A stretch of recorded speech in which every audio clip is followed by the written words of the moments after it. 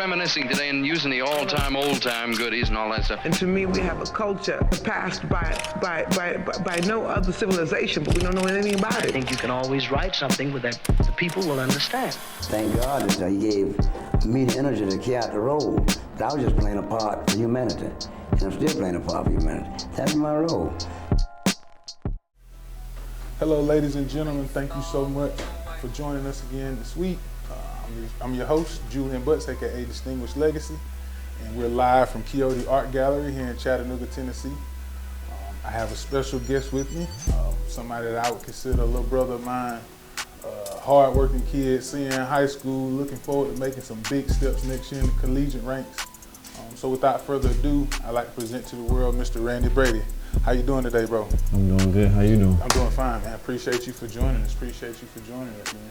I guess we can go ahead and get started. From Chattanooga, Tennessee, playing at Hamilton Heights. Yes, How's it been? Right? How's it been getting into your senior year and maneuvering through things? Since this COVID stuff, everything's been good. Just getting my feedback. Just moved back to Chattanooga, obviously. So right. Just getting back familiar with the town and Absolutely. Getting back familiar with everybody. Absolutely. And I know it's kind of been a grind for a lot of the youngsters, and a lot of ways I kind of feel sorry for y'all because it's kind of hard to stay in the gym consistently. You know what I mean? Yeah. You got to work on your game when you can nowadays. So how's that been for you? Have you felt like everything kind of stayed up to speed? You feel like it's certain parts of your game that you still trying to cultivate, or what's up? Talk to me. Like we get in the gym every once in a while. Right. But it's not the same. Like it's hard to find the gym, but when we do find the gym, I'm trying to get in there, like not missing no time. Absolutely. Gotta take advantage of every gym we can get in. Absolutely. Now that's one thing I will say is, being in the gym with y'all, when y'all in there, man, y'all put in solid work hard, and compete to a high level. I guess for me, being able to work with you and watch you play, a few things stick out to me, but I'm gonna let you go. How would you describe your game? I feel like I'm trying to do whatever to win. Like I'm in the right spots, trying to do all the small things, making sure like giving my team an edge. Like because a lot of people don't do that. Right. Absolutely. And I would agree. I would agree to you. I also would agree. I also would say that you're extremely coachable. Can play multiple positions, can play on and off the ball, as well as a great teammate and a great young man. So, like I said, I appreciate what you bring to the game. It's not many times where elder statesman can look at somebody and be like, he could have played when I played. You know what I mean? Like he got that dog, and that's that one thing that I can say that you do have. As far as you've been one of the young kids that have kind of, been around the basketball scene as far as played in multiple locations. Yeah. How was that as far as you learning to get accustomed to different places, different styles of play? As you know, like, when you go to different places, it's gonna be like different people, but it's still a game of basketball. But after you get used to it, you adapt, right. And you get to learn how to play with different people, different systems, right? And you just get in where you fit in. Absolutely. Now, and that may be something that may be looked at as a disadvantage, but that's something that may bode you well at the college level. You know what I mean? You done played in different environments, so if you're getting asked to do certain things, whereas in other players who may have only did one thing for 4 years, it may throw them off. But for you, you're gonna be able to jump right in the fold and make an impact. And I know for us, when I reached out to you to be a part of the show, of course, you got back to me ASAP, and I appreciate that. But we were also talking about music. You gave me some of the albums that kind of stuck out to you and/or why. And once I found something that we agreed upon, it kind of, just brought us to Lil Baby's My Turn, which is his 2020 release.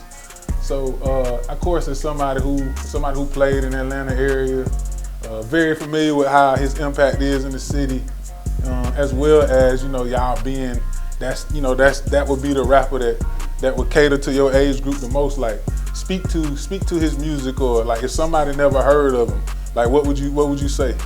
I would say Lil Baby is he's a motivator. Like when you listen to his music, it like just make you want to like go do something, like in terms of like when I was in school, like when he dropped, obviously I'm in Georgia, so like it's like a holiday when Lil Baby dropped. Absolutely. Like, Absolutely. Even the teachers understand. Like, Absolutely. Everybody, it's just like that. It's a whole movement. Yeah, definitely. And even in the games, like even at the games, it's just a whole totally different environment, bro. So I'm happy that you was able to get a chance to even see that. But if you could be so kind to pick up the project and like just number one, open it. And of course we'll get into it once you get it open. You just hand me the paper once you open it.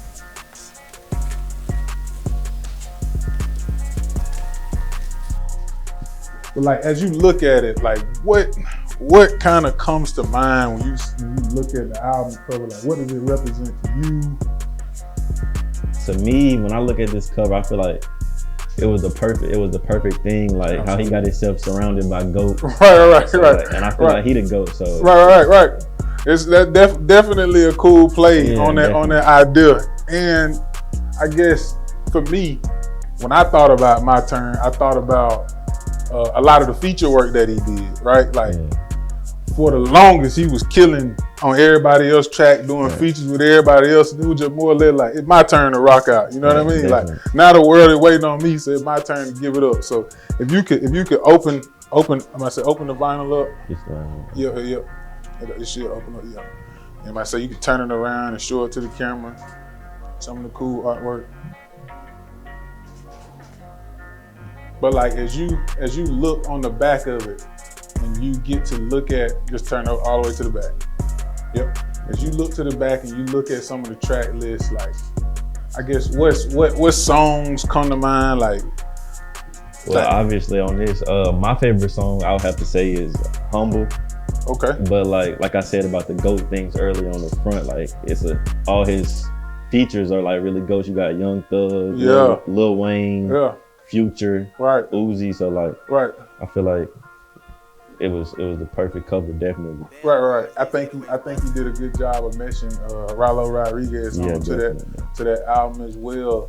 And like you said, the features, the production was all top notch. For me, it would have to be Emotionally Scarred and No Suckers. That's the one I was running to on heavy repeat last week as I was getting ready for the show. For whatever reason, man, him and them Memphis guys, bro, they just make great music. Him and Moneybagg and him and Gotti, they just for whatever reason when they on the song together, it just hit. They got a great connection. Absolutely. So if you had to pick an outro song or a song that you just wanted to ride out to right now, today, what would it be? And why? Like if I had if I put you on the spot, like let's go one song right now on this album, what would it be and why? I gotta go with you got Emotionally Scarred. Obviously, I feel like that's a timeless song. Like that's gonna be a hit forever. Right. But like I said, I put him on the spot. Give me one. Tough. Probably Gang Signs. Okay. Or Hurting. Humble. Gotta go Humble. Yeah, Okay. Well, let's rock out to it, man. I'm gonna see it get you squared away.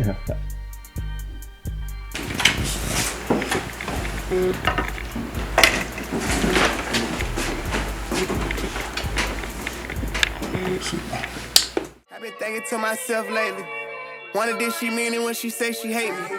Or wonder did she mean it when she say she wish she didn't keep the baby? Told Sally to speed it up, you ain't driving Miss Daisy. Rolls Royce truck plus, yeah, you driving little baby. Hit from the back and grab her neck, you be driving her crazy. Ain't worked no job since we met, I'm the reason she lazy. I got some checks that I ain't touched, they for Loyal and Jason. Really wanna have a daughter just so I can spoil her. Maybe look at women different. Father God, forgive me, I'm be sinning for a minute.